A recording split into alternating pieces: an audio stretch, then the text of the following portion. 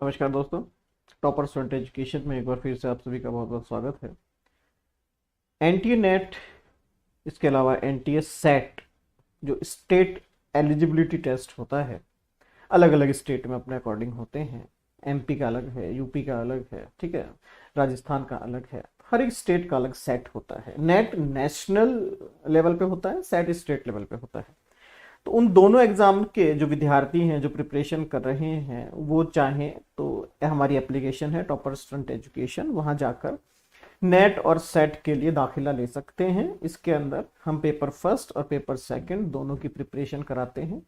Crash course, mock test, year long courses, सभी कुछ वहां पर उपलब्ध हैं। तो आज ही आप जाकर अपना दाखिला ले सकते हैं।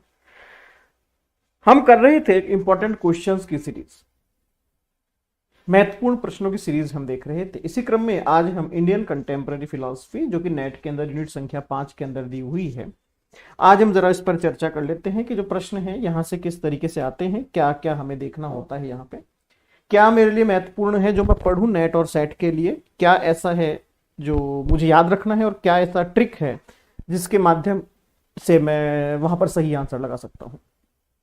तो शुरू करते हैं। इंडियन कंटेम्प्रेरी फिलोसफी, भारतीय समकालीन दर्शन, ये हिंदी और ये इंग्लिश दोनों के अंदर हो गया। पहले कुछ ओवरव्यू दे देता हूं। मेरे अकॉर्डिंग ये भी आपके लिए बोनस यूनिट है। बोनस इन द सेंस कि यहां पर भी बहुत टफ क्वेश्चंस नहीं पूछे जाते हैं। पहली बात तो बहुत ही इजी और आसान प्रश्न होते हैं। तीसरी बात, अगर आप एलिमिनेशन की कोशिश करेंगे तो एलिमिनेशन के द्वारा आप यहां पर अपना क्वेश्चन सही कर सकते हैं। चौथी बात, ये करंट अफेयर से संबंधित यूनिट है आपकी, इसे ध्यान रखिएगा ऑलवेज। क्वेश्चन आता है क्यों, ये करंट अफेयर से आप कैसे जोड़ सकते हैं इसको। छोटा सा एग्जांपल देता हूं, यहां लिख देता हूं, जगह ज्यादा है यहां पे। करंट अफेयर से इसको इस तरीके से जोड़िए आप। अगर मान लीजिए रिसेंट में महात्मा गांधी का कोई इवेंट हुआ है तो प्रश्न आएगा। अगर रिसेंट में विवेकानंद का कोई भी इवेंट ऐसा हुआ है जिसको सेंट्रल गवर्नमेंट ने प्रमोट किया है, या अगर आप सेट की तैयारी कर रहे हैं तो कोई किसी स्टेट स्पेसिफिक अगर कोई दार्शनिक हैं जो संबंधित है वहां से, तो उनके प्रश्न आएंगे। फिक्स है। डीडी उपाध्याय, जिसको आप दीनदयाल उपाध्याय जी कहते हैं, दीनदयाल उपाध्याय जी के प्रश्न आएंगे ही आएंगे। ये फिक्स है, ये फिक्स है। कहने का तात्पर्य, ये करंट अफेयर से संबंधित यूनिट है। तो अगर आप इसके उत्तर निकालने की कोशिश करें तो आसानी से निकाल सकते हैं। आपको ये पता होना चाहिए कि भाई साहब ये फिलोसफर, जैसे मान लीजिए महात्मा गांधी जी जो हैं, ये करंट अफेयर में चल रहे थे अभी बीच में, तो भैया फिक्स है करंट अफेयर्स में है तो गांधी जी का क्वेश्चन आएगा। अब गांधी जी का सिलेबस देख लीजिए, तो गांधी जी का सिलेबस कोई ज्यादा बड़ा नहीं है, दो तीन इनकी थ्योरियां हैं। सर्वोदय का इन्होंने कंसेप्ट देने की कोशिश की,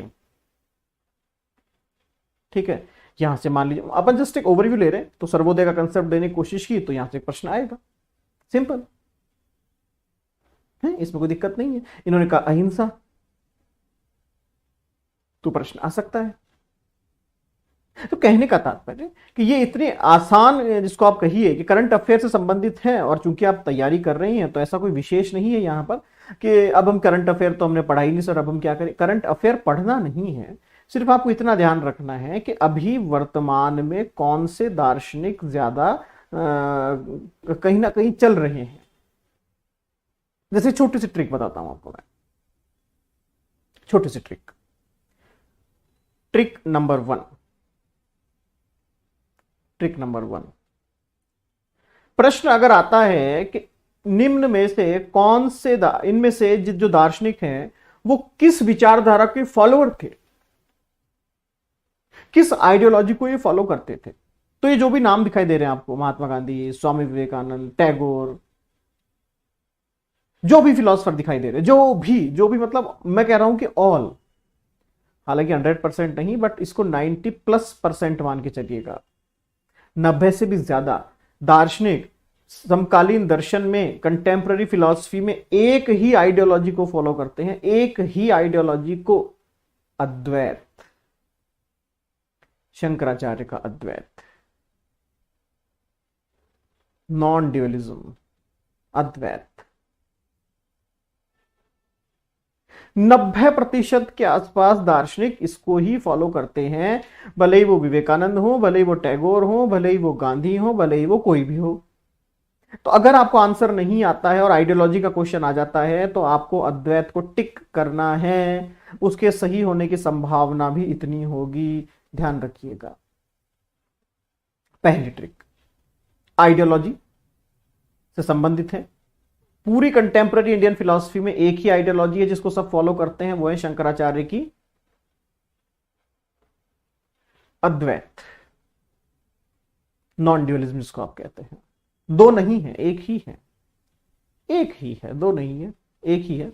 अब अगर आप यूनिवर्सल रिलीजन की बात करें, सार्वभौमिक धर्म की बात करें, तो क्या कहते हैं सार्वभौमिक धर्म के अंदर कि भैया देखिए, धर्म हम सब अलग अलग फॉलो करते हैं, लेकिन इन सभी धर्मों के अंदर कुछ ना कुछ ऐसा जरूर है जो कॉमन है। ये कॉमन जो है, ये जो सभी के अंदर पाया जाता है, ये जो यूनिवर्सल है, जो सार्वभौमिक है, यही इन सभी को जोड़ने का काम करता है, भले ही वो मानवता हो या जो भी हो, हम उसको पकड़ें।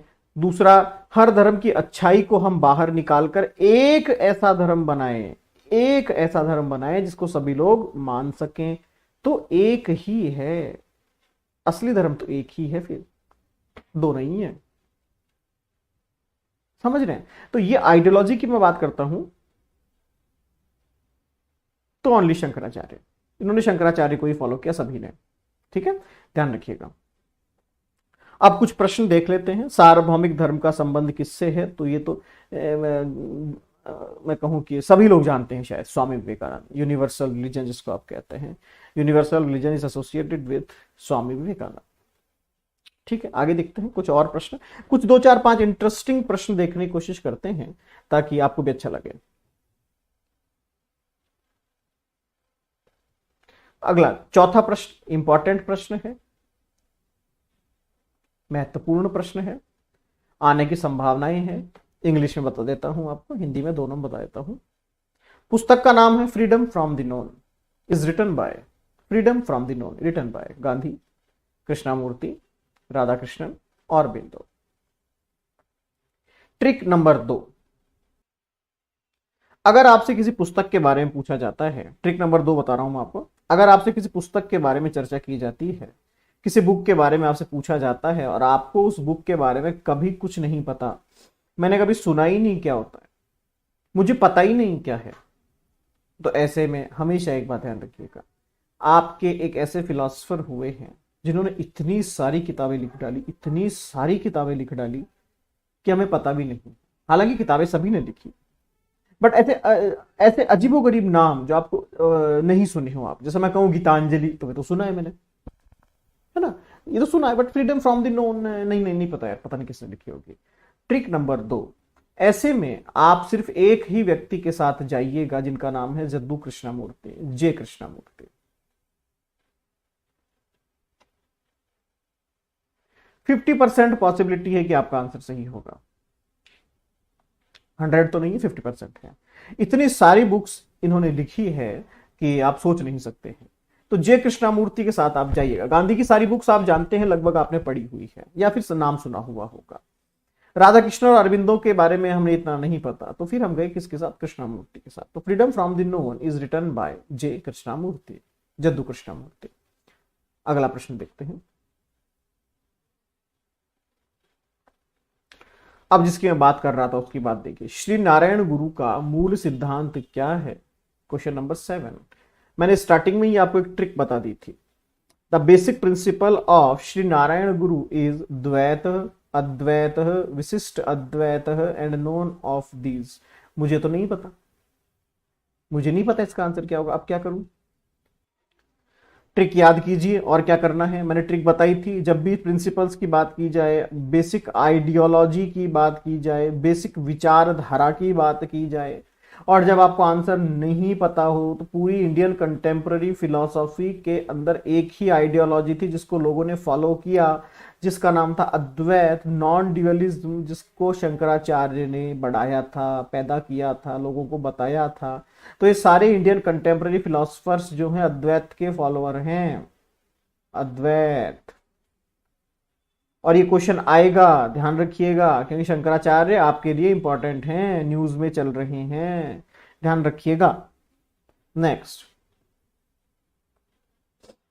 अगला प्रश्न देखते हैं। चलिए, एक और बुक के ऊपर है, 2 ट्रिक मैंने बताई है, एक बार वापस से चेक कर लेते हैं इसको। द लाइफ डिवाइन किसकी प्रसिद्ध कृति है? The book life divine, question number 12 दिखाई दे रहा है आपको, ठीक है। The life divine is the famous work of, बताइए लाइफ डिवाइन किसकी कृति है? अब इसमें भी एक ट्रिक और सिखाता हूं आपको। ये वो बुक्स हैं जो इंग्लिश के अंदर, जिनको आपको दिखाई दे रहा है द लाइफ डिवाइन, ये हिंदी में नहीं हो सकती है, ये इसी नाम है इनका, ऐसा ही नाम रहेगा। मीन्स ये हिंदी भाषी क्षेत्र की बुक तो नहीं है, ये तो कंफर्म हो गया। ये किसी हिंदी के फिलोसोफर ने नहीं लिखी होगी, पहली बात तो ये ठीक है, जस्ट एक मैं रफ आइडिया लगाने की कोशिश कर रहा हूं। अब ठीक है, अब इनमें से मैं देखता हूं हिंदी के अंदर कौन है और इंग्लिश के अंदर कौन है, क्योंकि इंग्लिश का जो डोमिनेशन, अगर आप इंडिया का देखें, मैप अगर देखने की कोशिश करें इंडिया का, तो अगर आप देखें तो ये जो साउथ का रीजन है आपका, और आपका वेस्ट बंगाल और बंगाल वाला जो रीजन है आपका, ईस्ट जिसको आप कहते हैं, ये मेजॉरिटी पार्ट जो है आपका, ये इंग्लिश भाषी क्षेत्र है ना। यहाँ इंग्लिश की प्रचुरता ज्यादा थी, इंग्लिश की पॉसिबिलिटी, प्रोबेबिलिटी, अवेलेबिलिटी ज्यादा थी, ठीक है। तो कहीं ना कहीं ये तो कंफर्म हो गया कि ये इसी क्षेत्र के लोग होंगे। चलिए ठीक है, अब मैं पहला एलिमिनेशन कि मैं जो भी आपके वेस्ट और नॉर्थ के फिलोसफर्स हैं उनको हटा दूं, नहीं है तो ठीक है, क्वेश्चन थोड़ा पेचीदा हो जाएगा, थोड़ा टिपिकल हो जाएगा, वैसा कुछ नहीं है। अगर है तो एलिमिनेशन कर दीजिए, नहीं है तो फिर कुछ और देखेंगे। चलिए, स्वामी विवेकानंद वेस्ट बंगाल से आते हैं, इंग्लिश भाषी है, ये भी ध्यान रखिएगा। औरबिंदो, ये भी इधर से ही आते हैं। जद्दू कृष्णामूर्ति, ये नीचे से आते हैं। और रविंद्रनाथ टैगोर, ठीक है। तो कहने का तात्पर्य, the life divine is famous work of, अब चूंकि यहां मैंने आपसे कहा था जद्दू कृष्णामूर्ति के साथ आप जाने की कोशिश कीजिएगा, 50% संभावना है कि आपका प्रश्न सही हो जाएगा। लेकिन चूंकि यहां सारे ही जो हैं इंग्लिश भाषी राइटर्स आ गए, सारे फिलोसफर्स आ गए, तो अब यहाँ टिपिकलिटी है कि अब हम किसके साथ जाएं, ठीक है। तो द लाइफ डिवाइन बुक जो है, फेमस बुक जो थी, वो कहते हैं आपके जो फिलोसफर थे उनका नाम है श्री अरबिंदो। कंफ्यूज मत होइएगा, अरबिंदो और अरविंद एक ही हैं, महर्षि अरविंद जिसको आप कहते हैं, और अरबिंदो एक ही है, बंगाल क्षेत्र से आते हैं ये। तो ये लाइफ डिवाइन पुस्तक इनकी थी। इसको हम जब लोग पढ़ते हैं तो इस तरीके से पढ़ते हैं कि अरबिंदो ने एक मेडिटेशन या योगा के बारे में जो समझाया, जो इंटीग्रल जिसको आप कहते हैं, उस इंटीग्रल योगा का ही एक आउटपुट निकल कर आता है लाइफ डिवाइन। ऐसे याद करने के लिए हम इसको समझाते हैं। ये बड़ा इंपॉर्टेंट है, क्वेश्चन नंबर 15 याद रखिएगा। SNDP Yogam is founded by, question number 15 Hindi बता देता हूं इसकी, फिर हिंदी भाषी क्षेत्र के बच्चे बड़े नाराज होंगे मुझसे। 15 SNDP योगम की स्थापना किसके द्वारा की गई? कुमारानासन, अंध्याकाली, श्री नारायण गुरु एंड डॉक्टर पलपू। इंग्लिश में देखें, SNDP Yogam is founded by Kumaranasan, Ayyankali, Shri Narayana Guru और डॉक्टर पलपू।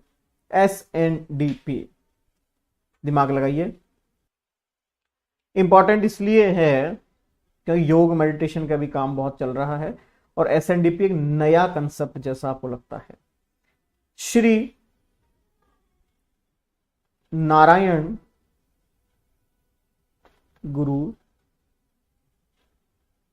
धर्म परिपालन योग या योगम, योग और ऊपर बिंदु योगम, श्री नारायण गुरु धर्म परिपालन योगम, SNDP।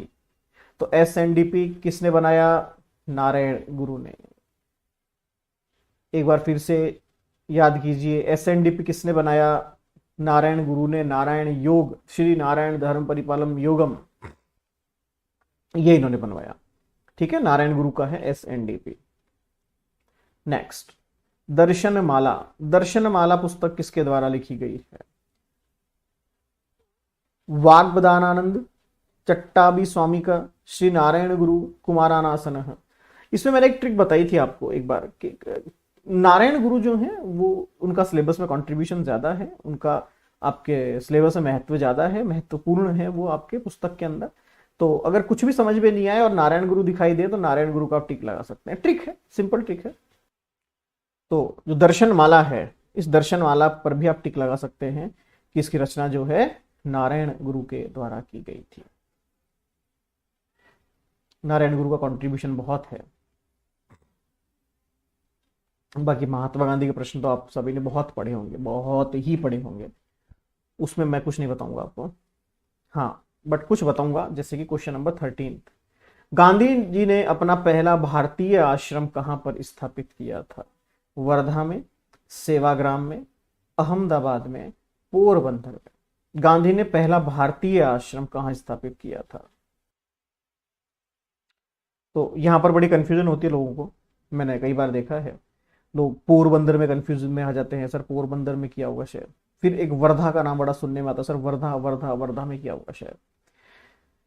देखिए, महात्मा गांधी ने इंडिया के अंदर जो आश्रम स्थापित किया उसका नाम था, या मैं कहूँ कि उसका जो नाम है वो स्थान या कोचराब स्थान पर उन्होंने इसकी स्थापना की थी। कोचराब के अंदर उन्होंने लगभग 25 मई को 1915 में इसकी स्थापना की थी। और इसको अगर मैं कहूं कि ये कहां पर है, तो ये है आपके अहमदाबाद में।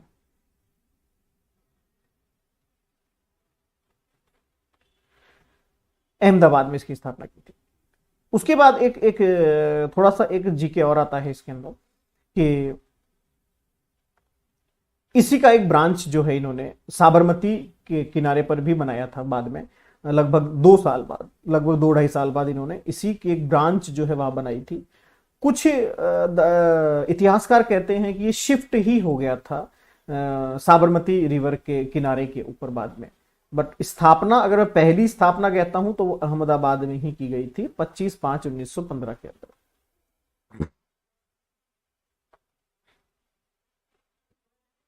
एक और क्वेश्चन है जो मैं आपको बताना चाहता हूं, क्वेश्चन नंबर 55, इंपॉर्टेंट है, प्रश्न आएगा, ध्यान रखिएगा। ठीक है, 55 उस सत्याग्रह का नाम बताइए जिसे गांधी ने हरिजनों के लिए मंदिर की ओर जाने वाली सड़क खोलने का निर्देश दिया था।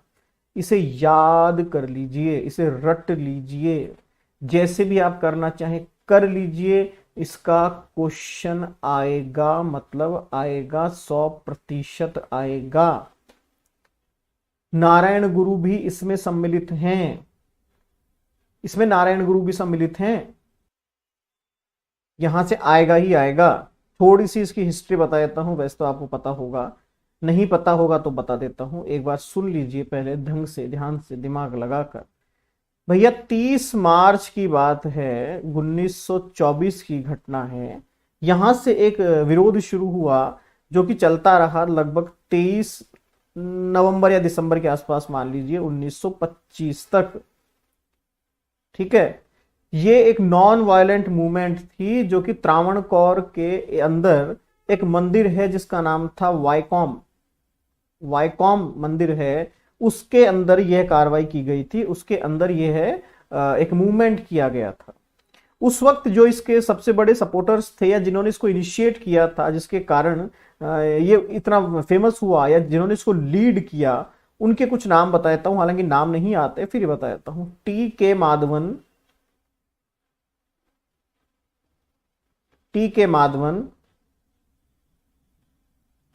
नेक्स्ट है केलप्पन एंड पी केशवा मेनन। ये 3 लोग थे जिन्होंने इस पूरे प्रोग्राम को लीड किया, माधवन, केलप्पन और मेनन, ऐसे याद रखिएगा इसको, माधवन, केलप्पन एंड मेनन, इन्होंने इसको लीड किया। नारायण गुरु ने भी इसको सपोर्ट किया, विवेकानंद भी इसके ऊपर पहले बहुत कुछ कह चुके थे, महात्मा गांधी भी फिर बाद में वहां पर आ गए, उन्होंने भी इसको सपोर्ट किया और ये प्रोग्राम सक्सेसफुल हुआ। बेसिकली कहा जाता था कि वाईकॉम टेम्पल के आसपास से भी, मंदिर में आना तो एक अलग बात है, मंदिर में आना तो एक बहुत ही बड़ी बात हो गई। मुद्दा ये था कि मान लीजिए ये आपका मंदिर है वाईकॉम के अंदर, वाईकॉम जो मंदिर था ये वाईकॉम टेम्पल है और ये वाईकॉम के सामने से सड़क जाती है, तो इस सड़क पर भी किसी अछूत का घूमना फिरना गलत माना जाता था। और केवल मुख्य सड़क नहीं अपितु जो साइड वाली सड़कें हैं मंदिर के, उन सड़कों पर भी किसी अछूत का घूमना जो है बर्दाश्त नहीं किया जाता था, उन्हें मारा जाता था, पीटा जाता था उनको, ऐसा कहा जाता है। उस वक्त फिर ये मूवमेंट शुरू किया गया जिसका नाम था वाईकॉम सत्याग्रह, वाईकॉम सत्याग्रह। ठीक है, अब क्वेश्चन आता है साहब वाईकॉम सत्याग्रह इतना इंपॉर्टेंट क्यों है, इतना इंपॉर्टेंट क्यों है? रीजन दैट 1924 में मूवमेंट शुरू हुई थी, 2024 आने वाला है, 100 साल पूरे हो जाएंगे इस मूवमेंट को, 100th एनिवर्सरी जो होगा सेलिब्रेशन करेंगे लोग इसका, इसलिए ये आपके लिए इंपॉर्टेंट हो जाता है। ध्यान रखिएगा, अगर किसी मूवमेंट के बारे में क्वेश्चन आता है और आपको नहीं पता तो भैया वाईकॉम लगा देना, सही होने की संभावनाएं बहुत सारी है। ठीक है, तो ये कुछ क्वेश्चंस थे जो मुझे आपको बताने थे, बाकी फुल वीडियो जो है वो बच्चों को दे दिया गया है। तो अगर कोई बच्चा विद्यार्थी दाखिला लेना चाहे तो डिस्क्रिप्शन में हमारे नंबर हैं, आप हमसे बात कर सकते हैं। धन्यवाद।